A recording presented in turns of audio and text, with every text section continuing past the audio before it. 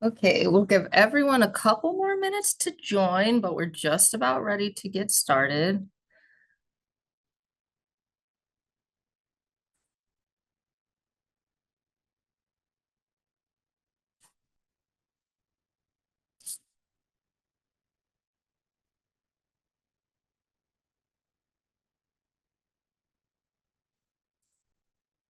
Okay, I think we'll go ahead and get started here.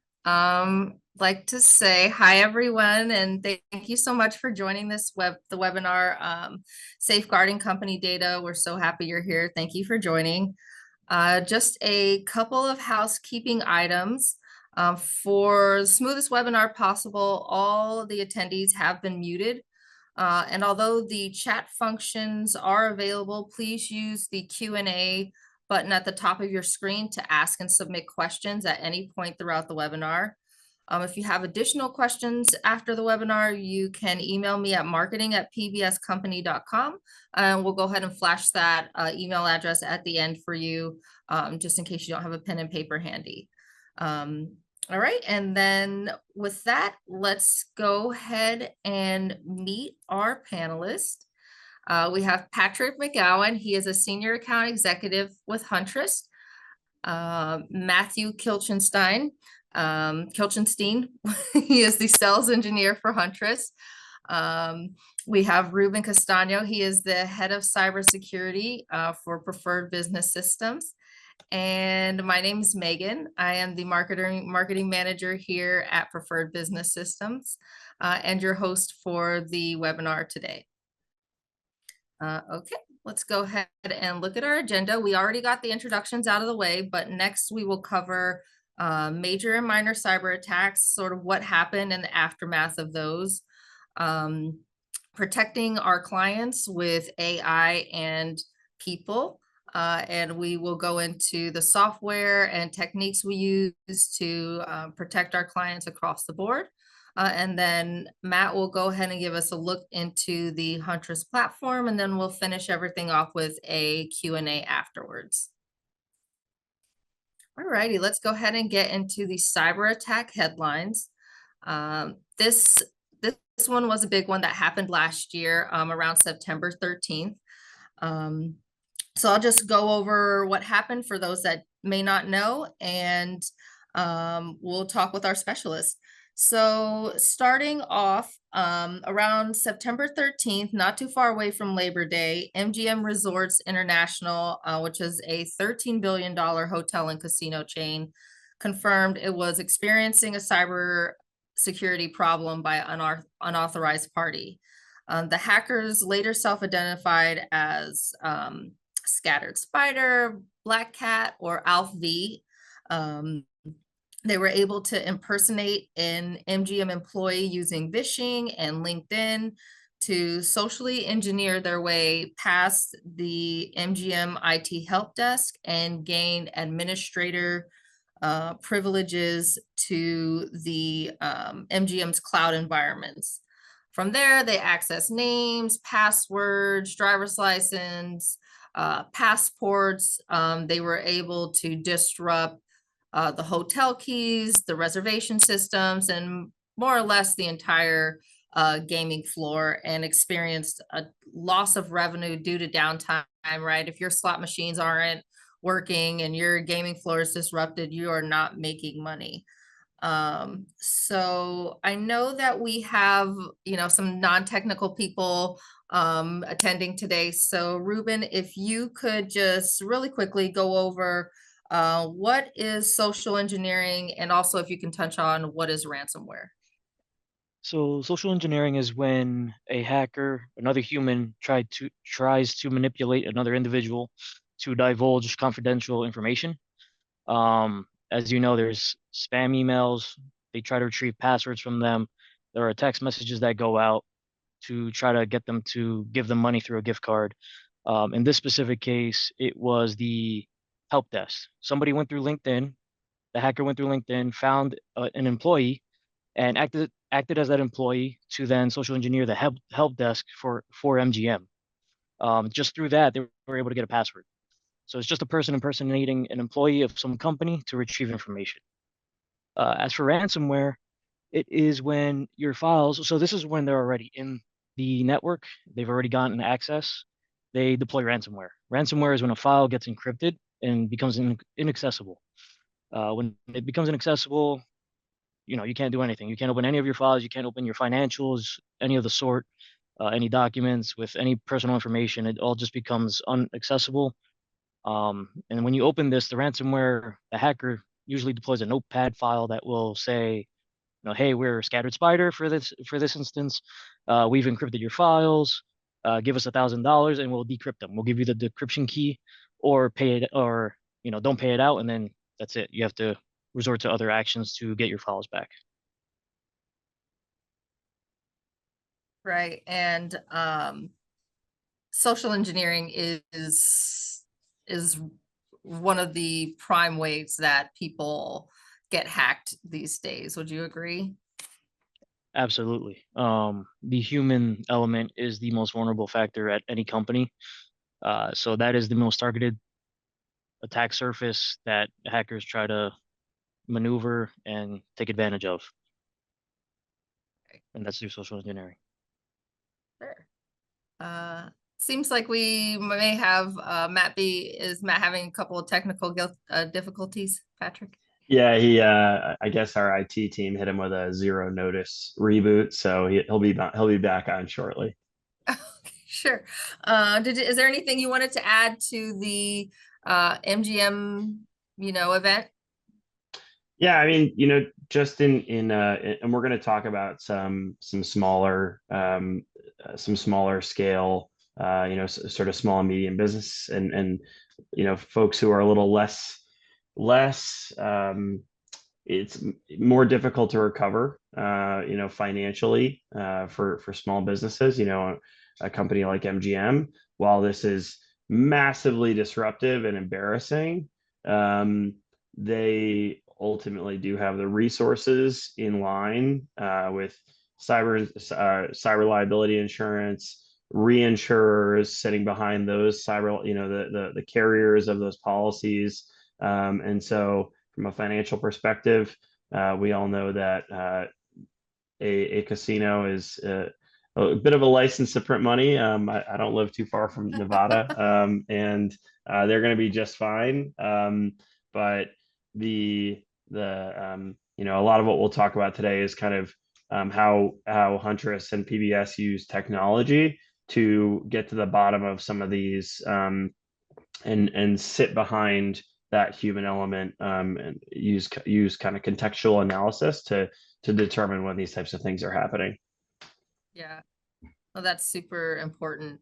And then I know Matt's not here, but I just am going to give him one of the, a huge credit. I know that when we were, reviewing this for today, he brought up that, oh, there we go. Matt was really clear on sort of human vulnerability in this instance, and sort of playing to people's emotions, probably the threat actors did with IT help desk. Matt, I know that you just joined, came back, but is there anything that you wanted to add to, the MGM event? Ruben gave us a lowdown on, the ransomware and social engineering. But if you can, speak a little to how they got through to how they got so far. Yeah, definitely. So in this particular case, while yes, they definitely did have a large number of sophisticated tools, a lot of that was mostly on the post-compromise side of things. Really, in this day and age, for the most part, you are going to be worried about that human that's behind the keyboard, because it's easy to get somebody to say something that they aren't supposed to and really reveal something that it might seem inconsequential, but it really gives the threat actor just another lever.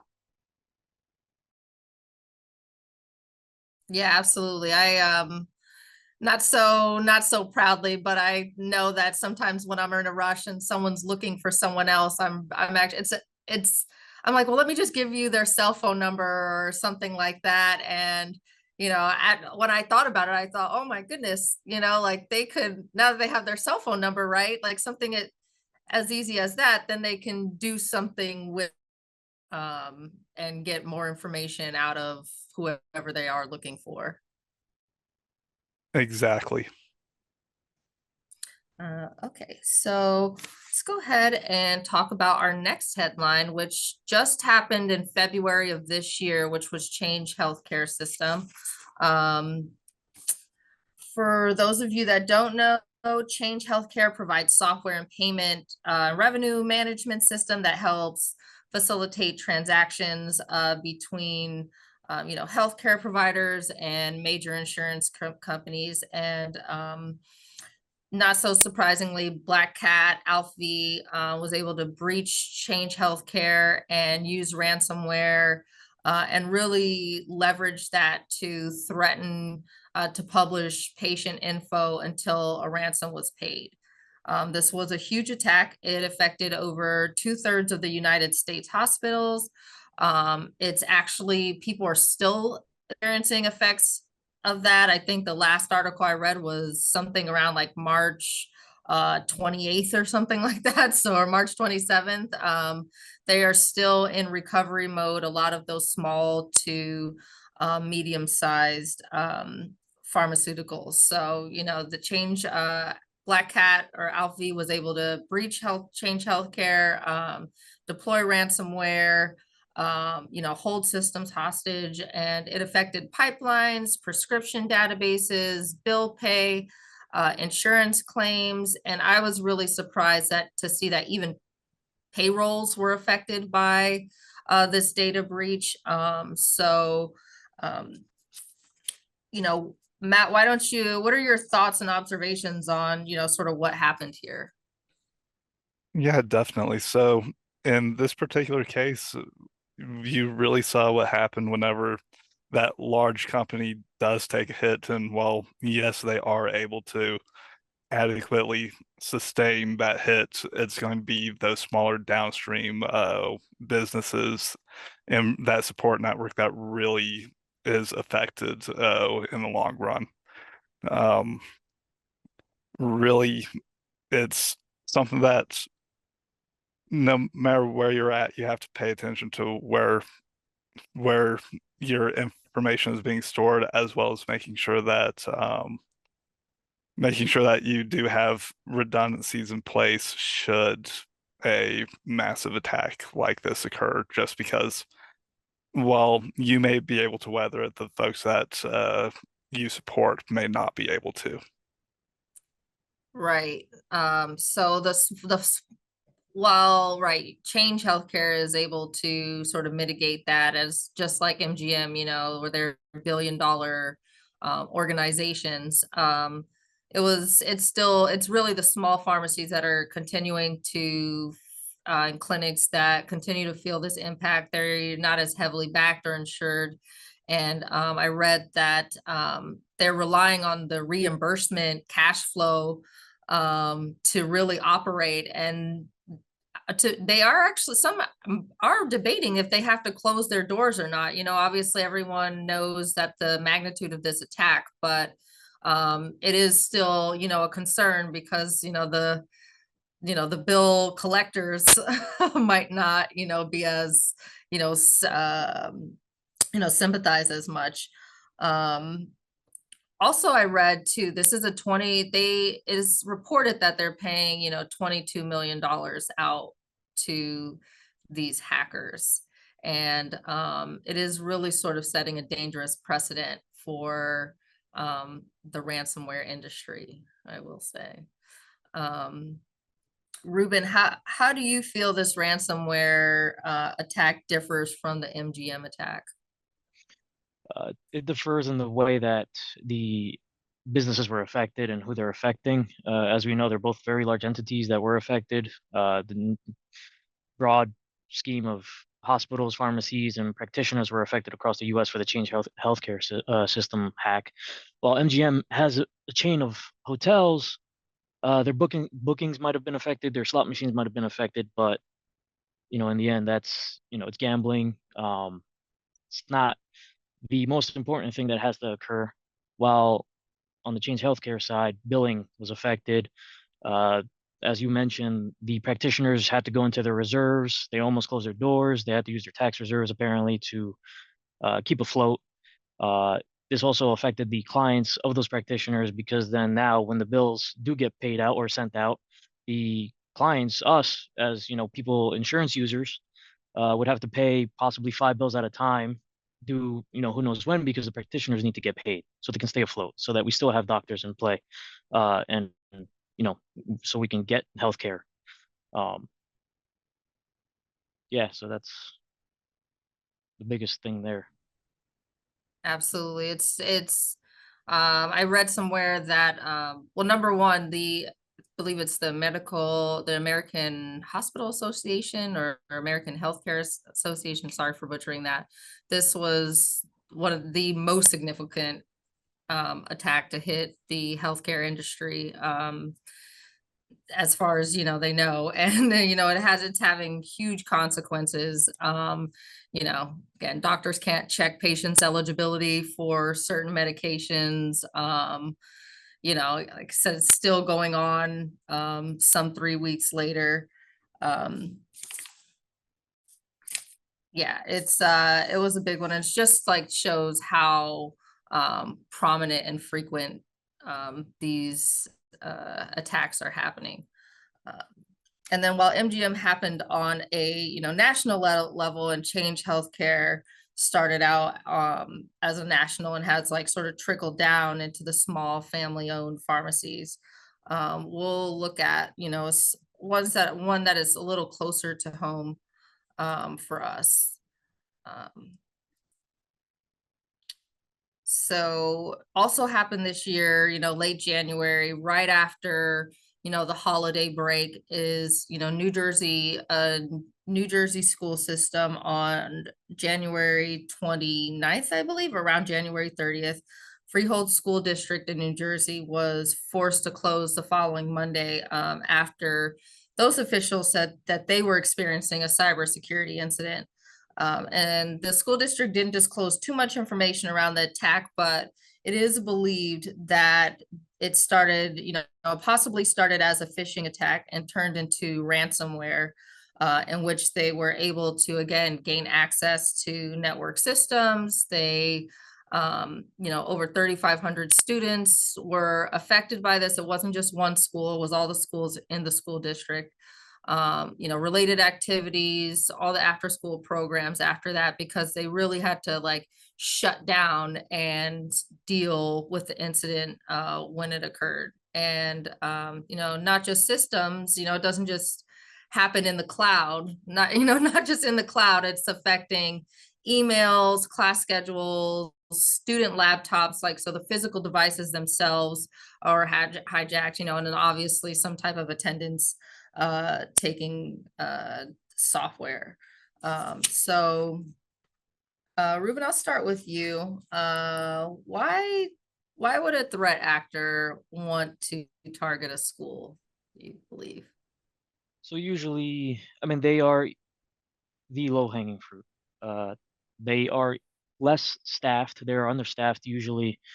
They don't have much of the compliance to abide to ensure that their cybersecurity is up to par.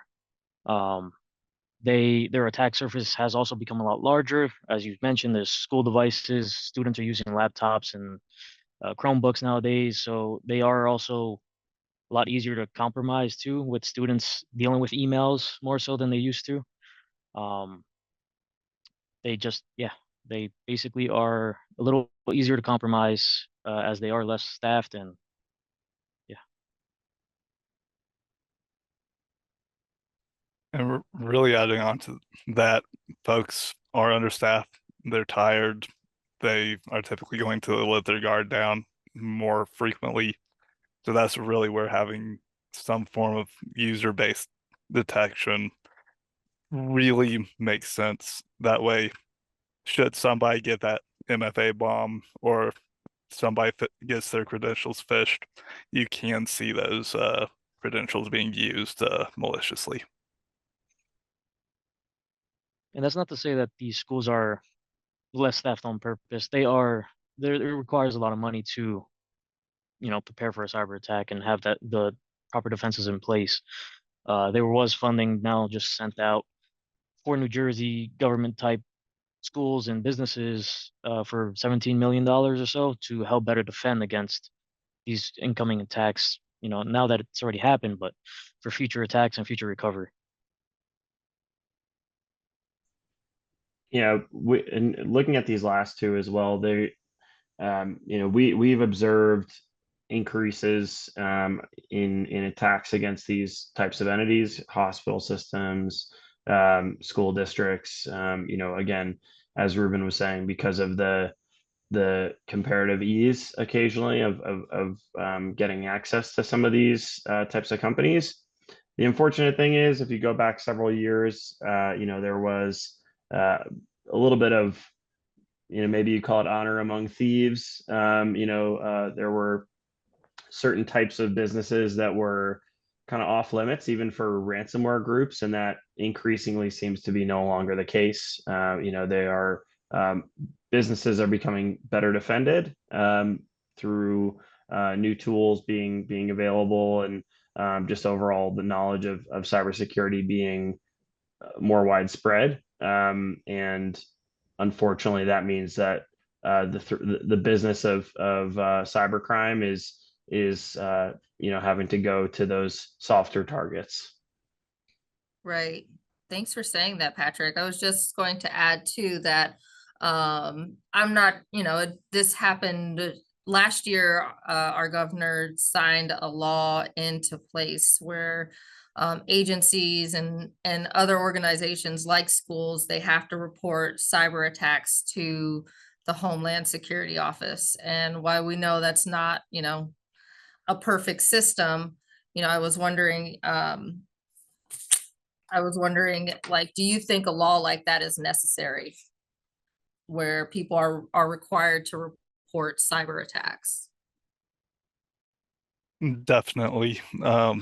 It's one of those things where it's getting into some of that human nature. We don't really want to fess up whenever we made a mistake.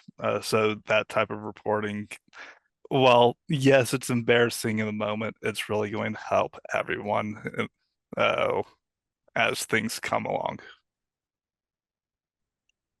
It does also create more awareness for the federal government, I'd say, or the state government, to be aware of what's going on and how often these small businesses are being attacked, to better help give them budget to defend against it, right? As they have, but it's just going to get worse as the more technology develops and is more widespread for students to use and all these businesses to use, point of sale devices and stuff like that. Everybody's using any kind of technology that is associated with the cloud, you know, it's everywhere, and the hackers are taking advantage of it. So great. So I think that we have talked about a lot in terms of, just going over some headlines, let's see. So I'm just going to touch really quickly on like things we, can sort of take away, at least right now, after reviewing the headlines, that, I'll be honest, I learned a lot, from this webinar already. And these are, these are sort of some good points to go over. So, one, hackers are organized. That was certainly a surprise for me coming into the cybersecurity business, always working in IT and technology. But, to my knowledge, hackers were, pretty amateur college kids, or, that drink a lot of energy drinks and just, go for it. But hackers, like, we mentioned cybercrime is a business. Hackers are organized. They have partnerships. Many of them come forward and give statements on the attacks that they commit. So it's much more advanced than many people might think. Arrange for cybersecurity awareness training for employees. We've discussed like the human element on both sides, on protecting clients as well as possibly having our own hand to play in a cyber, attack. The World Economic Forum reports that 95% of all cyber incidents start with human error. Whether that be us just, possibly giving away a cell phone number to a quick caller, or like we saw with the MGMIT help desk, or any ransomware with the school district. Like, you definitely have to think before you click, and that's important to remember. Have a skilled cybersecurity team. That's definitely important. IT professionals, and even cybersecurity professionals. We're not everyone's. Everyone needs coverage from many angles. So if you're being trained, and you even review the basic things with your team at all times. Have a complete cybersecurity playbook. Once you are a victim of an attack, or not once you are, but before you become a victim of attack, have a playbook, sort of, what to do. And lastly, you're not 100% protected all the time. Did I miss anything, guys? Do you have anything to add to any of these? Yeah, so just to elaborate on the not 100% protected, if you look out there, there's never that 100% used as a marketing scheme or anything like that. They will never say 100%. They will say 99 point something percent, typically. But as time goes on, certain things that are high percentage protection and defense, like for cybersecurity, does get compromised. The hackers are learning every day. That's their job. They're sitting here 16 hours a day to learn how to compromise every single sort of cybersecurity defense, software or whatever it might be. So everybody's vulnerable, but that's not to say that we can definitely help you get close to 100% to protect from these attacks. All right. And Matt, do you have anything? I feel bad. I don't want to talk about IT professionals, but will you add something to having, cybersecurity skills on top of, IT? Yeah, definitely. So having that additional layer really supporting you is going to help you out. Well, yes, IT is going to definitely be able to get you going with your laptop, get your programs allocated, all that good stuff going for you. Having that cybersecurity layered on top will really help to make sure that not only are you protected, but having those policies in place will help with really ensuring that you don't have to rely on your IT team nearly as much. It just really helps make sure that everything's a nice, well-oiled machine, and you aren't potentially missing out on something just because it may be cumbersome in the moment, but it's going to be something that protects you in the long run.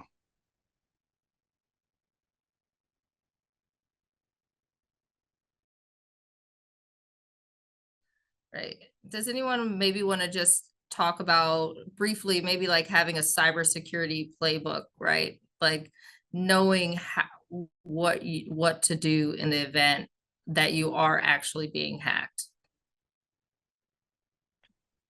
Yeah, so having a cybersecurity playbook, having a response plan, uh, essentially from A to Z, you want to make sure that you're able to have all the gaps in the attack surfaces covered. That's why we partner with Huntress. They help protect the endpoints.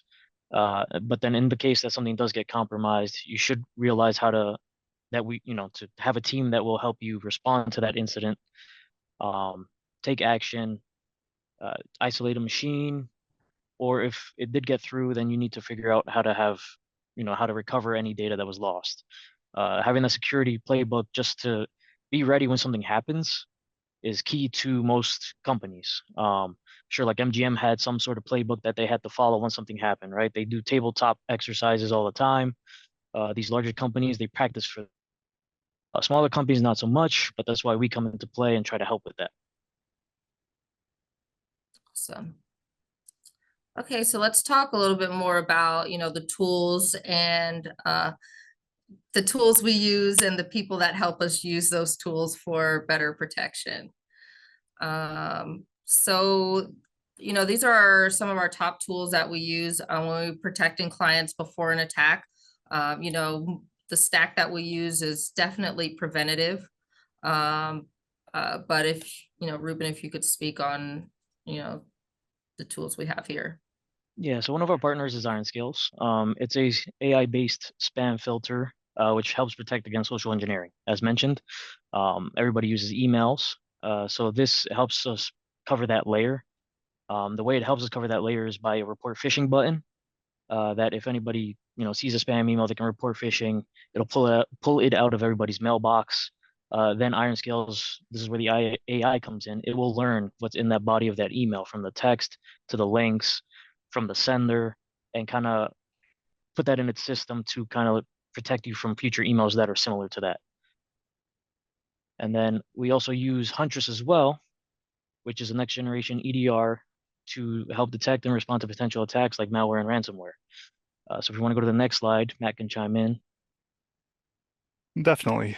So Huntress is going to be that next-gen EDR, like what Ruben mentioned, but we also are going to have a 24/7 SOC layered on top of that. We're really going to be doing our best to detect and prevent threats at the source. So watching for those suspicious behaviors, like what I mentioned earlier, abuse of legitimate tools, ransomware canary attacks, as well as really filtering through the processes and persistent footholds that may be on that machine to ensure that there's nothing malicious that's running and there's nothing malicious in place to potentially kick off in the future. Let's go to that next slide. And we're really going to help you out. As I said, we've got that endpoint detection response. We provide reporting for Ruben and the team at Preferred Business Systems to really be able to see what's going on and provide them as simple a solution as possible. That way, as we all know, time is really going to be a significant factor whenever it comes to any sort of cybersecurity attack. And we want to ensure that Ruben and Preferred Business Systems team is adequately prepared so that they are able to get this knocked out as quickly as possible. And then we also do have the MDR for Office 365 as well. That's going to be very much so the same sort of thing as what I mentioned on the endpoint side, but that's also going to be pulling in that user behavior. So should somebody give up their credentials to their 365 account, we can see that anomalous login to really complement Iron Scales should something not necessarily get past Iron Scales, but find a way around Iron Scales. And I think we have here Yep. Yeah, so how Huntress interacts with us, this is essentially what we see. This is these couple of screenshots here is what Huntress reports to us. This would be where our human element comes into play. My team, we read these incident responses and we take action. It shows us who's compromised, when they're compromised, and they provide us the remediation plan too if we're not aware of, we might miss something, as we are a human element. But we work in tandem with them to try to take action on any incident that comes up as soon as possible. And if something worst case, the machines do get isolated by Huntress themselves, or we can isolate them from their dashboard too, worst case, and then take action as necessary from there. The alerts do show specific things, as in file changes, which could be ransomware, right? They use the canaries. If a file changes the extension, it turns into a dot ransomware, let's say, they alert against that and they will let us know. And then typically something like that one device would get isolated. They show program changes, anything acting weird in the process or folders or files. If something is not normal, they will also report that and also possibly isolate the computer there too. So we can move to the next slide. I think that might be it. Yeah. Did I miss anything? Do you guys want to look at anything, or we're good to go into Q&A? I'm good for a Q&A on my side. Yeah, I'm fine with that too. Great. Okay, so if you haven't already, please submit your questions in the Q&A function. I have a question. I have a question here. How do I know if I've been hacked?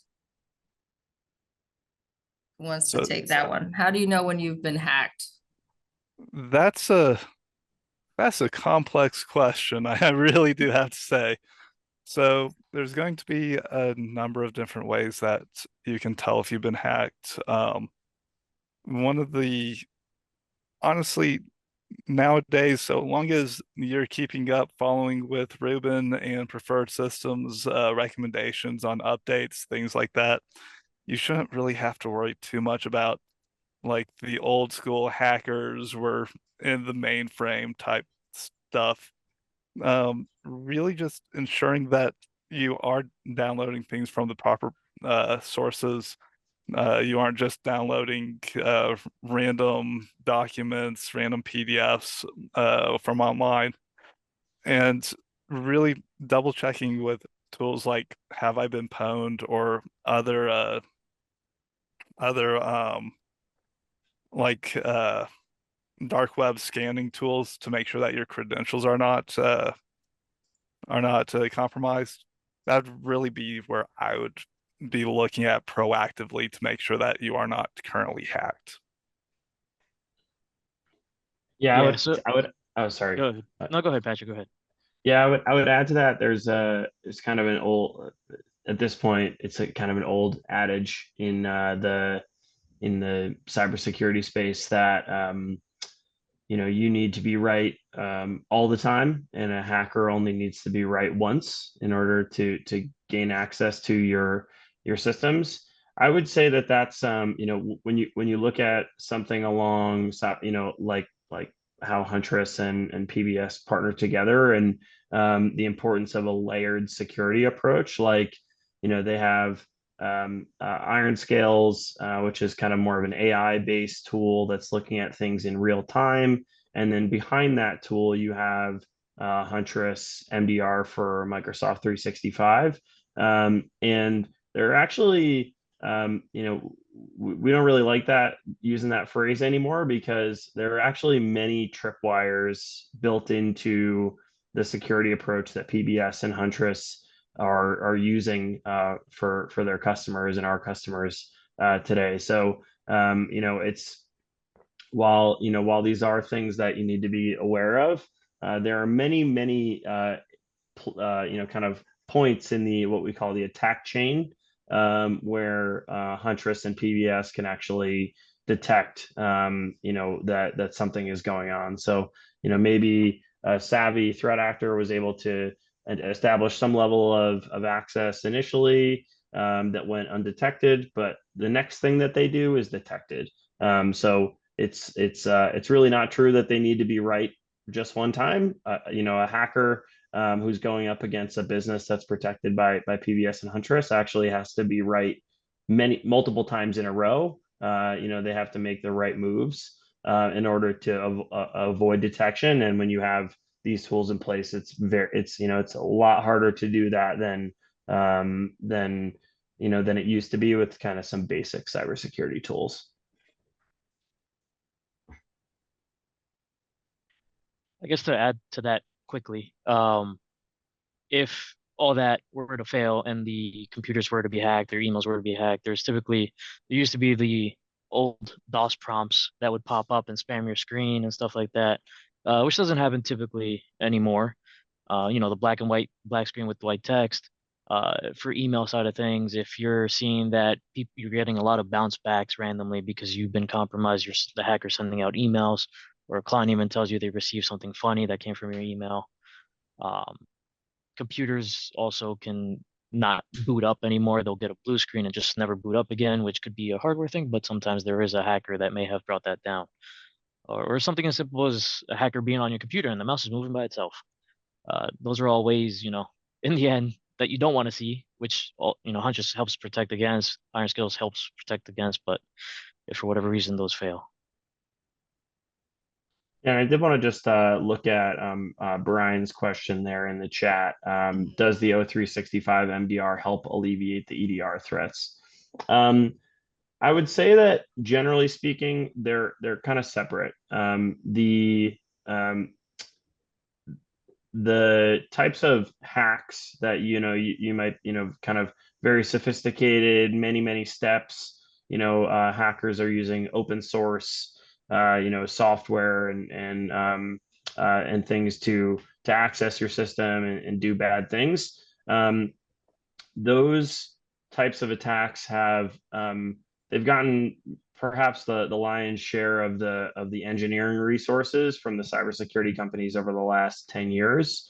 We've gotten really good at detecting those sorts of malicious software being run and all that sort of stuff.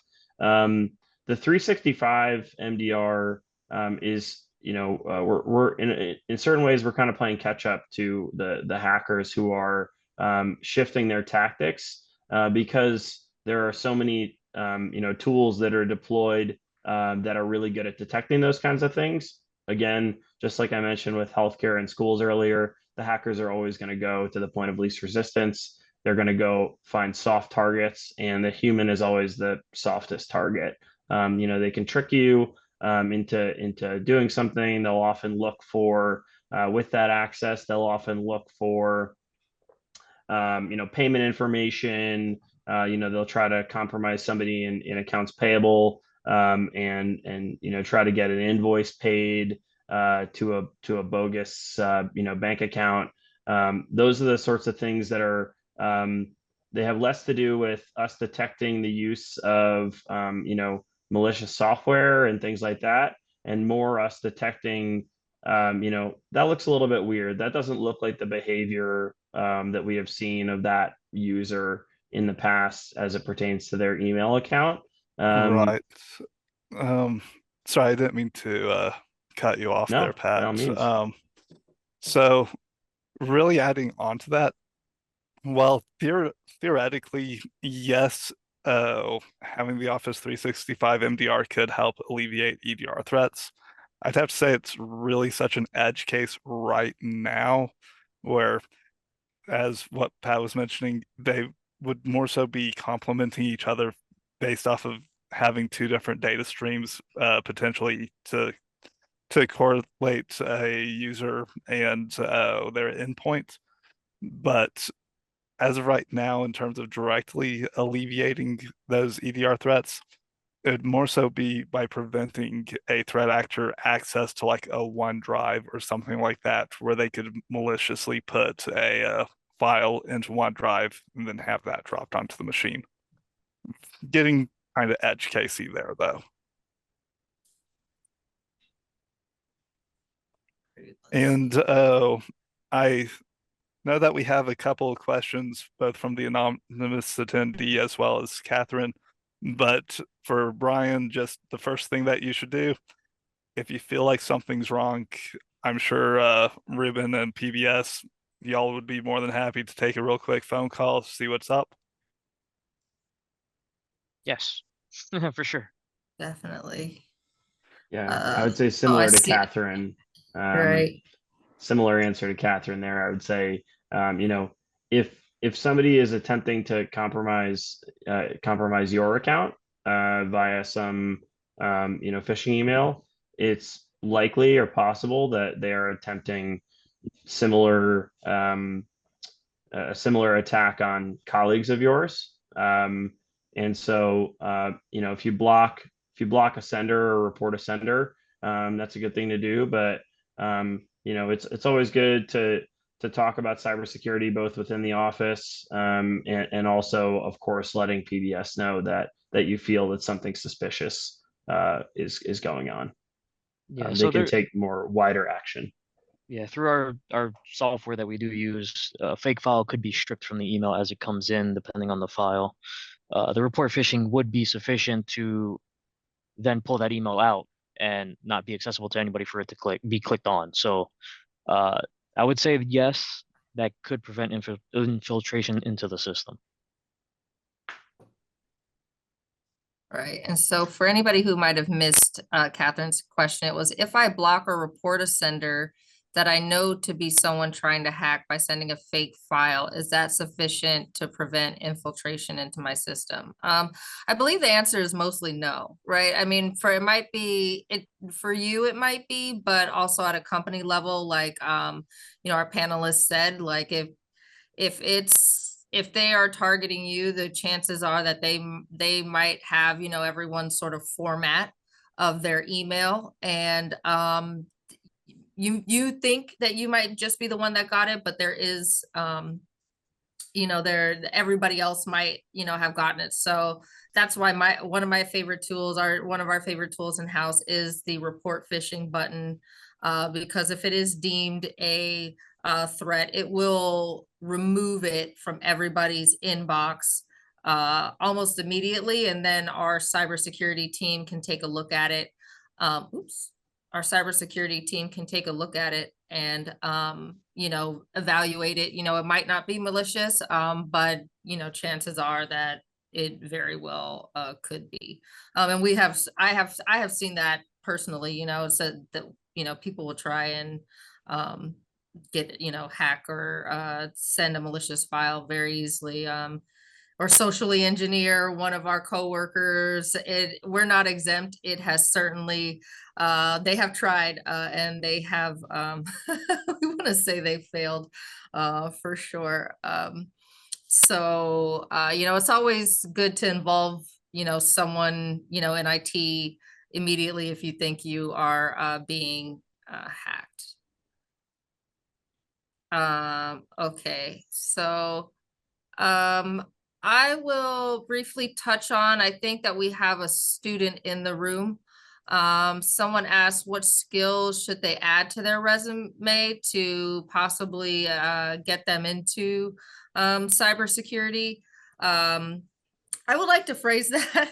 I'm I'm a bit of an old school, I guess, here, but I would like to, sort of reword that and, just encourage people not to just add random items they might have heard in this webinar or in around the web. Definitely know your stuff, right? If you're talking to any one of these four guys, you don't want to just be like, throw in some buzzy words in there. You're going to actually want to, have spent time either taken classes or have been certified at some level to deal with cybersecurity, incidents. And if it is in your interest, definitely, do all you can. There are free courses around the web, be careful with them, but definitely, do a little bit of the legwork so you become a better candidate for any type of job in IT and cybersecurity that you might be looking for.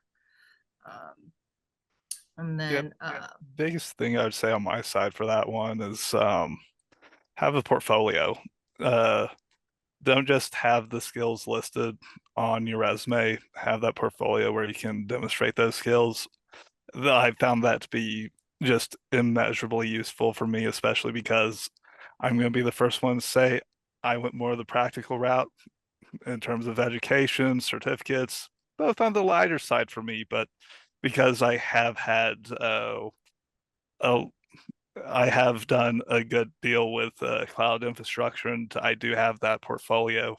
It's really opened up a lot of doors. nice, that's awesome. All right, I think we are at time here.